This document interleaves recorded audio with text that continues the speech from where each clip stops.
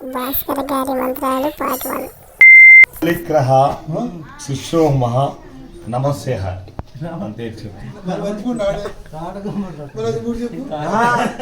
కొత్త చెప్తాను. కలేశ మహా నమస్తే ధర్మోస్య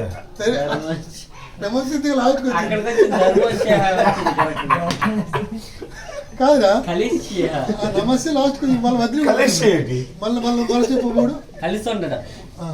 కలేశ ధర్మోస్య నమస్య